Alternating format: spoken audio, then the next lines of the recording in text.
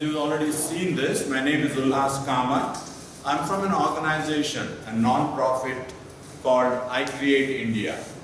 We're in this business of helping entrepreneurs or create entrepreneurs at the grassroots level. It could be a self-help group member, it could be a student in a college, an ITI trained youth. Basically, people who have some skills or some domain knowledge and they want to become entrepreneurs. How do they go about it? So we have a time-tested methodology of teaching it, okay? So the reason I'm in your campus now, we've been conducting for the last 3 days a workshop, training of trainers. Some of your faculty, some of your staff, and few other people from around this area have joined this because you probably know IIT Gandhinagar has an initiative called NEEV. I don't know if you've heard of it yet. NEEV.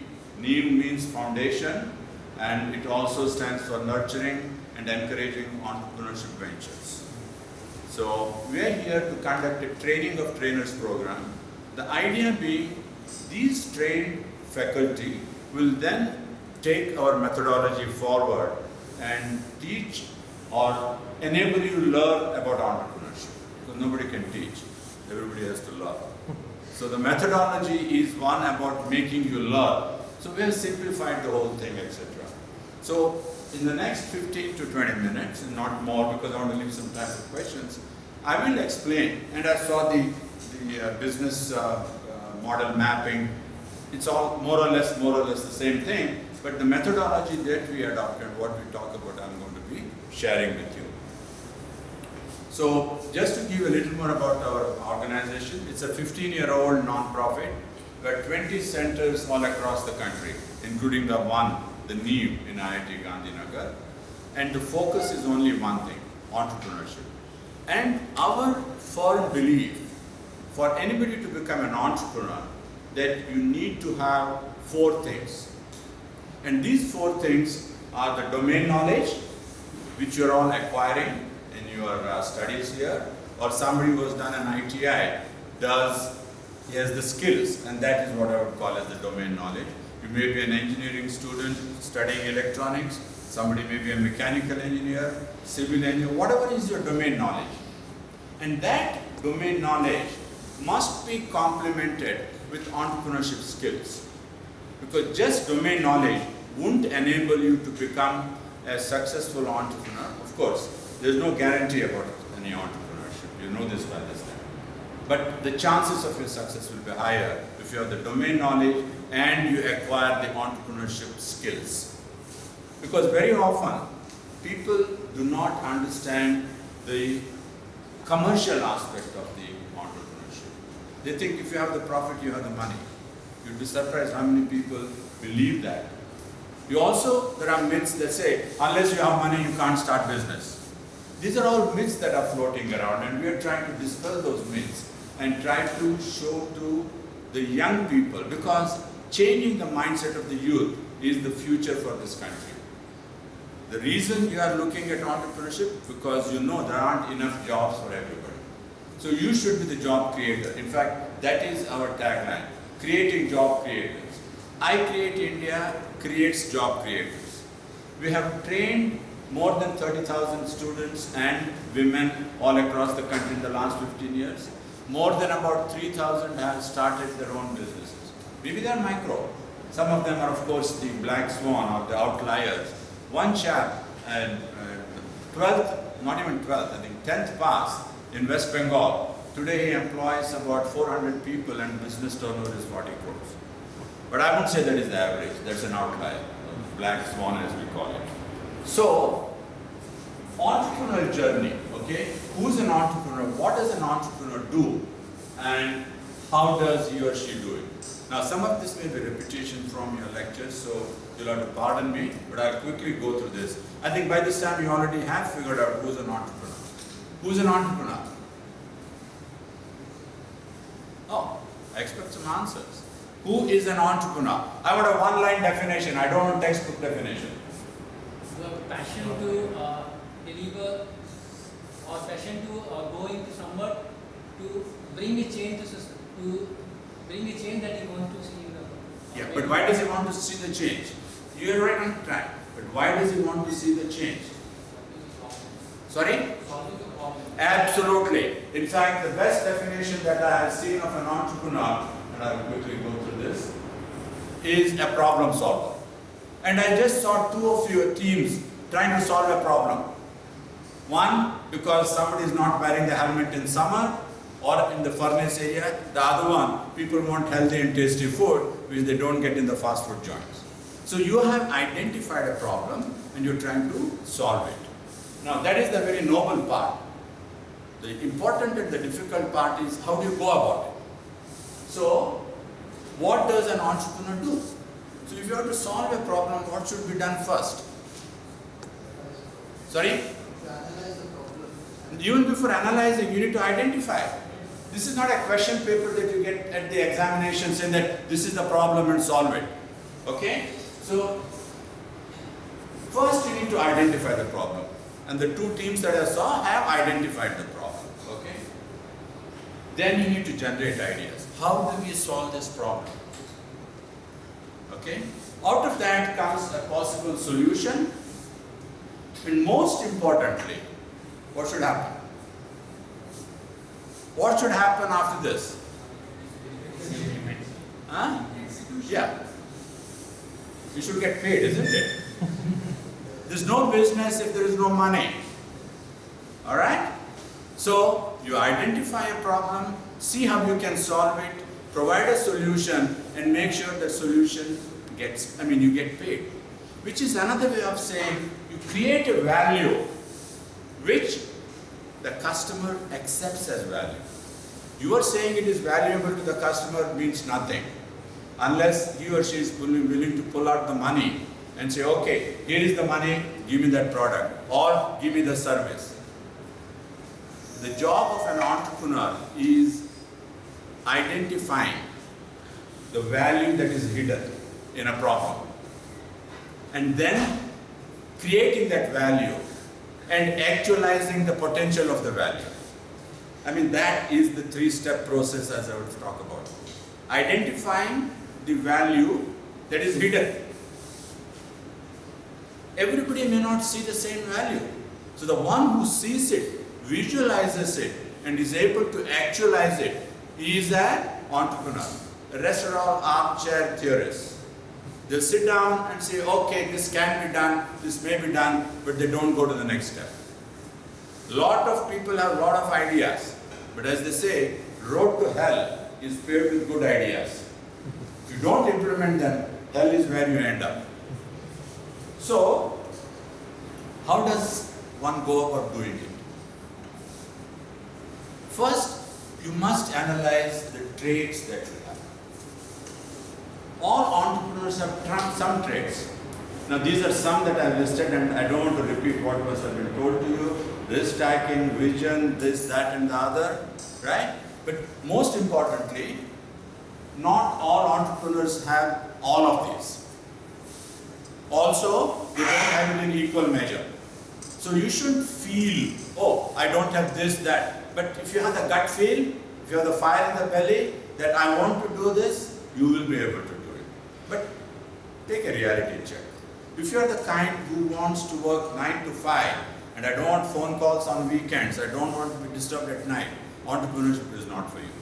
Because it is a 24/7 job. If you consider that as a job. It's you eat, dream, sleep and walk entrepreneurship.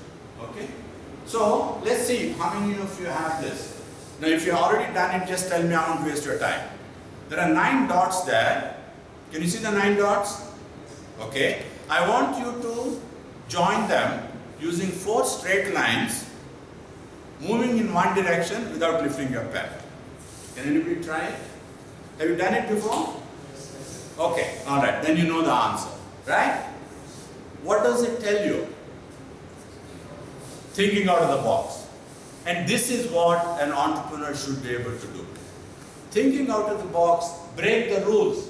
And I'm not talking about the rules which the government has made, because there is a punishment. These are the rules you impose upon yourself. I can't go outside of that box. I never told you that. So thinking outside the box is one of the important qualities of an entrepreneur. I mean, there are others, the risk taking. And again, I qualify it as calculated risk taking. When you take risk, you're going to the gambling station. But when you take calculated risk, and how do you calculate the risk? How do you minimize the risk? We'll talk about it in a while. First of all, after having checked your trades, you need to take your own inventory.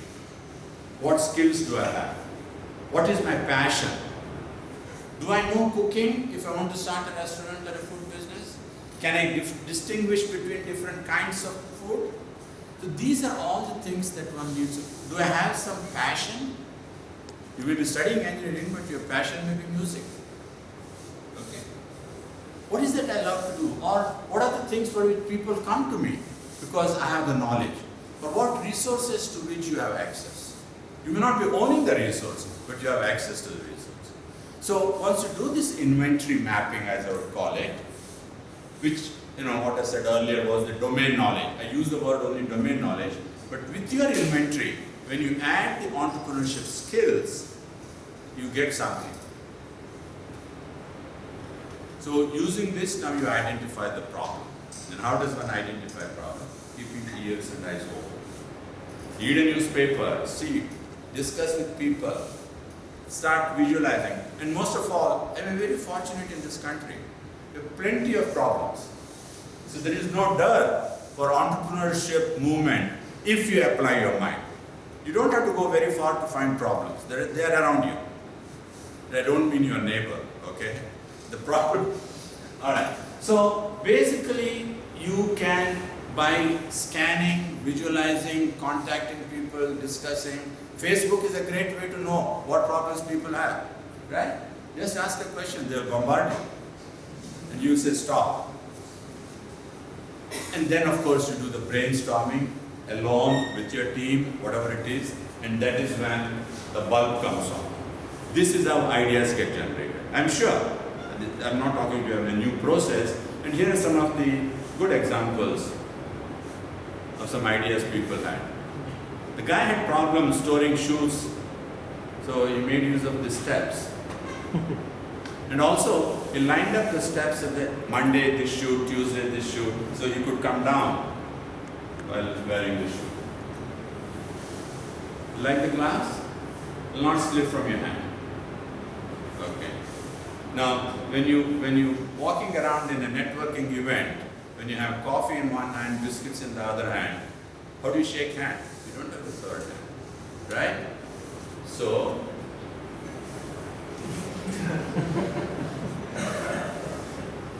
and the one that you're going to see next is the real practical example of husband daycare center. The women can leave their husbands there, make sure they pay for the drinks and they go for the shopping. Because husbands don't like to go with the wives for shopping. There's a girlfriend, that's a different issue. Okay. So, now that we've got an idea, what is the next thing that you are doing? After idea, what do you do? Sorry? Model, okay. What is the ultimate thing that you need to do? Ultimate thing. After that? Yeah, that means you execute your business idea. By executing, I don't mean using an AK-47 and killing the idea. I'm talking about implementing. You need to implement the idea. So, the journey of an entrepreneur is idea to execution. I use the word execution for a reason rather than implementation, and it will become clearer to you later. So, what I call as not 3 easy steps, but 3 critical steps. So now, ultimately you need to do the execution. But what do you need to do after you got an idea? What did you do before you presented here? Sorry? Yeah, an idea is an hypothesis that somebody will use it. So what do you need to do? Validation, okay. What else? Feasibility. Okay, there are different words, but I want to say you need to find out a few things about your idea. A, is there somebody who's willing to buy? Is there somebody who's doing a similar thing? Not exactly the same, because competition doesn't mean the same thing, but similar thing, the items that can be substituted for what you're talking about. Is there a value the customer sees in it? Remember, the only reason you are going to be in business is because you will have customers, not because you have a great idea. It is the customer for whom you're going to be doing this. So he should have, or he or she should see value in your proposal. So your ability to perceive value, as I talked about, before you actualize it. So I have a few points here that I've talked about. And this is only a list of ideas. I call it testing the idea. Okay? Will someone buy the product or service if I make it? So how would you do that? You'll probably go talk to a few people. You'll make a sample and show it. Or if it is a product or a food, you'll prepare something and sample it with people. Will I be able to get, you see, it's one thing to do it in a laboratory scale. Other thing is to replicate it on a mass production or whatever size you have. So will I be able to get the resources, or is it a very scarce resource? Will I need to get some additional training? Because it is my initial thought, I'm in the domain, but I may not be very specifically in that area. So will I be able to get additional training? Will I be able to train other people? I'm a 9 to 5 or 24/7, okay? So, I mean, these are only illustrative questions. And collectively, is there a word that we can use for this? Think. I normally have chocolates with me to give the good answers, but I think I missed it before coming here. I can give you an IOU. You can come and collect it tomorrow. So, can we collectively call this something? How many years you have been out of school? 4 years? Okay. Do you remember what you used to do in school? What did your teacher give you in the day, end of the day? Homework. So can we say this is the homework for the entrepreneur? To see whether his or her idea has a viability, technical and otherwise. Okay. So it is entrepreneur's homework. Most of the businesses fail because you're riding on a hobby horse. Because my idea, I throw out all the negatives that come to me when I'm doing the homework. I'll only pick the positives. I know it is good to be very positive, but you should take note of what the likely negatives are. You've got to be a realist and not an idealist. Okay? So this is all I call as homework. So after idea, we do the homework, right?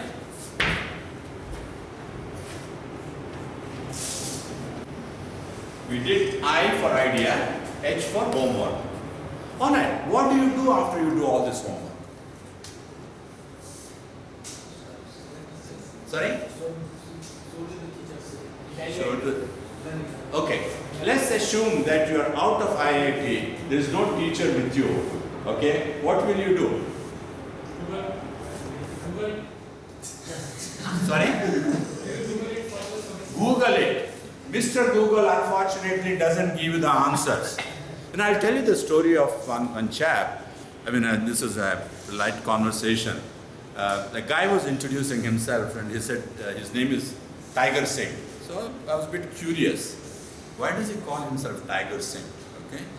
I mean, I've heard Bobby and this, that and the other. So I was curious, I said, Aapki bibi ka naam kya hai? Everybody understands Hindi, right? So he said, Google cow. I knew ladies are called as cow. So he said, Google cow. I said, I knew that Google has become famous, but not this famous. It will name your wife after. So I said, like, kyun aise bolte? Then I said, ye hua na, I bought her a laptop. And then I taught her how to send emails and how to surf the web. Now, अभी मैं जब भी कुछ सवाल पूछता हूँ, 10 जवाब देती है मुझे, like Google. So, no, Mr. Google will not help you in this. So after this, you really have to find out why. Okay, remind yourself, Why are you going to be in business? To? Is that? Remember what I said? Get paid. So don't you want to know if you're going to make money? Yes or no? You're not doing a social cause. You are going to be saying, will I be able to make money? So how do you find out? So after this homework is done, you analyze the various things and say, yeah, is there a possibility? Because you got all the cost information, you got every possible information that you need. So that is what we call as recognizing the opportunity. Because I think this is one important point you youngsters have to remember. Idea is not an opportunity. Idea may lead to opportunity. Don't equate idea to opportunity. Opportunity means ability to earn money on or there is a profit and growth potential. So is there a value for this in the customer? How much is it going to cost me? What price I can sell at? Will there be enough customers? You know, all these things, people, what they call as the commercial viability. If you want to use the term, you can call it the commercial viability. Is there an opportunity to implement the business and make money? That is what you should be able to find out. And the homework is all related with that. And I'll talk about what we teach, but I mean, these are some of the things that we will consider in that. So, what can happen? When you do this analysis of the homework to find out if there is opportunity, two things can happen, right? It's a binary situation. Yes, I can make money based on the assumptions I have made. No, I cannot make money. So what do you do if you say I can make money? You proceed forward, right? And what happens if you come to the conclusion that I cannot make money?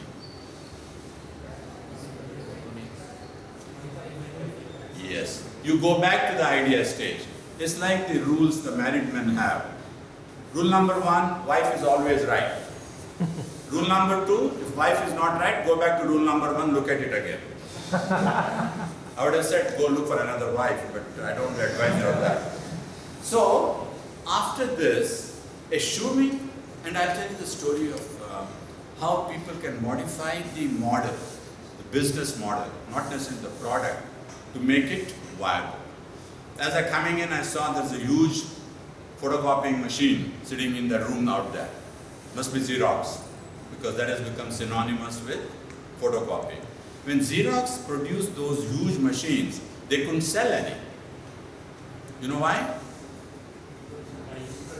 It was a huge capital expenditure. They needed to go all the way to the board to get approval. And the guy didn't want to take chance. Till Xerox put a meter on the machine and said, we're not going to sell it to you. We'll just keep it in your office. If you use it, you pay for it based on the number of copies that you use. Started flying out like hotcakes. So the product didn't change, it's your modeling change, your revenue stream model change. So that is the kind of thing that one can do. Scale it down, remove some features, whatever. I mean, I can't tell you what you need to do, but you need to do something to come back to the saying that yes, there is an opportunity. Okay? So if there is an opportunity, or when you establish there is an opportunity, what do you do next? Do you go to market straight? No, all of that you have analyzed. Who are your target people? All of that you did in your homework. Now it says when you do the calculation based on your assumptions, you can possibly make money. वो भी कर दिया है. Implement, right? Okay. When you want to implement a building, this building, you just go and say, किसी को बुलाओ तो building बना दो. What do you do? Don't you have a blueprint? Don't you need a blueprint? That's exactly what the business needs. Business needs a blueprint, and that is called as the business plan. Where you set your goals, identify the resources, the timeline, and I don't need to give you the details about what planning involves. I'm sure you have covered that. But planning is a must to identify the resources, alternate ways of doing things, your timeline, your goals, and the whole 9 yards. Because if you fail to plan, as I said, you're planning to fail. Alright? So let's see. We have done idea, homework, opportunity, and planning. So now you are ready to execute the business. And this is what I'll say. It's the details that you take care of in the execution that will make you successful. Ideas are plenty. Two people may have a similar idea, but one does it in excellent execution and the other one is lazy in execution. He doesn't follow the rules. Which business will do better? Excellence in execution. In fact, if I will the 10% is the idea, homework, opportunity, and planning. These are all inspirational. You do paperwork, you do sit down and brainstorming. You don't spend much money. You don't invest in equipment, you don't build building, you don't do nothing. So you're spending a very small portion of it, and that's only 10% inspiration. I got this hobby, I want to do it. The real crux of successful business is the execution. Because this has to be done day in and day out. You can't tell the customer, last 100 pieces that I supplied you are very good quality. Today, I'm in no mood, so you can accept the poor quality. It happened. You are as good as your last delivery. You go to a restaurant, you like the restaurant because the chef is good, the food is great. And today, when I go there, because chef is fought with his wife, he's put salt instead of putting sugar. So the taste is all gone. Would you accept it? So the execution, in fact, those of you who have seen the 3 Idiot movie, you got the message, go after excellence, success follows. I say, go for an excellence in execution, profit follows. Provided the business by itself is profitable. I mean, if the initial calculations showed you it is not going to be profitable, none of this will help. So, this is what we call as execution. So, the 5-stage mantra, we call this as our mantra. You might have heard many mantras when you don't know how it is derived. And I'm telling you, this is the mantra that I give to the entrepreneurs. Follow this in your journey. Idea, homework, opportunity identification, planning, and execution. And up to planning is only 10%. Execution is all that really matters. And you have seen the examples day in and day out. You stop executing properly, customer walks away. Alright? So, this is our mantra. Idea to execution, IHOPE. There's another meaning in this.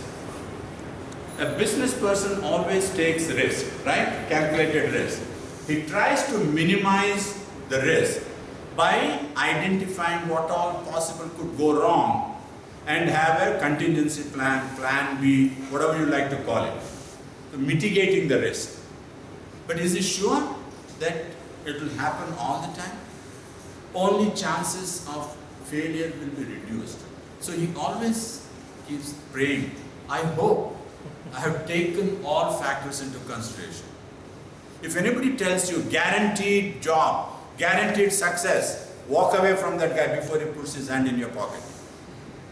There are no guarantees in life. There are no guarantees in business. It's up to you. And that is why the businessman always prays. You may not pray it loudly. You may go to Tirupati and come back, or you may go to Ambaji, whatever he does, because he wants some intervention from the divine force. Because he, as a human being, has done whatever is possible for him. This is, I hope, like the kid that I was listening to the other day, I had gone to the temple, and this kid was praying, I hope Nagpur becomes the capital of India. And I was a bit surprised, is he an RSS prodigy or some such thing? Or, क्या हो गया? नहीं sir, ऐसा हुआ ना, मैं geography के paper में सवाल था, भारत की राजधानी कौन सी है? मैंने नागपुर लिखा है. So he's hoping that it becomes Nagpur before they goes for examination. All right? Okay. So only one lady. So lady and gentlemen, that is the end of my presentation. I'm open to questions. And before I close, I will address a couple of other things. One is, when we do the training,